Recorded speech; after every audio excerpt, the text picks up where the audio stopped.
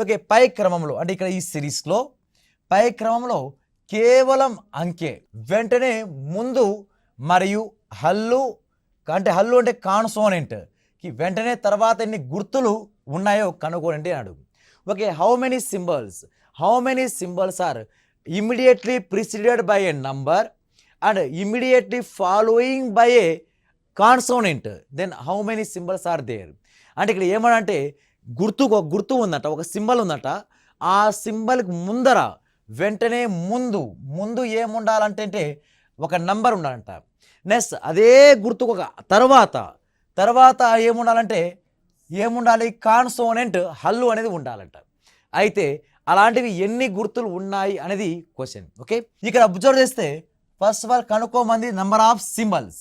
Okay, symbol ఉండాలి. Okay, ఆ సింబల్కి ముందర ఏముండాలంటే నంబర్ ఉండాలి. ఆ సింబల్కి ముందర నంబర్ ఉండాలి. ఈ సింబల్కి వెంటనే తర్వాత ఏముండాలంటే కాన్సోనెంట్ ఉండాలి.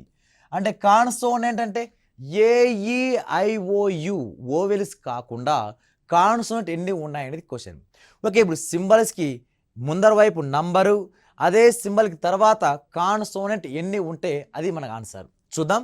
ఓకే, ఇప్పుడు సింబల్ ఇక్కడ ఉంది, ఇక్కడ ముందర నంబర్ ఉంది, తర్వాత కాన్సోనెంట్ ఉండాలి.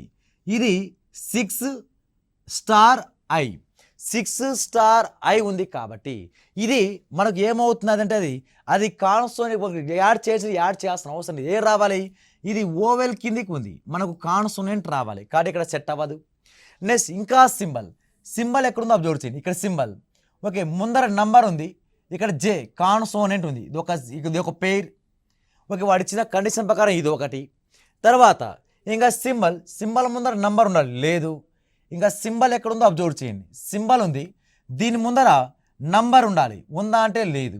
అంటే ఇప్పుడు ఈ ఇచ్చిన సిరీస్లో వాడు పెట్టిన కండిషన్ ఆధారంగా వాడు ఏం కండిషన్ పెట్టాడంటే సింబల్ ముందర నంబర్, ఆ సింబల్కి తర్వాత కాన్సోనెంట్ ఉండాలి.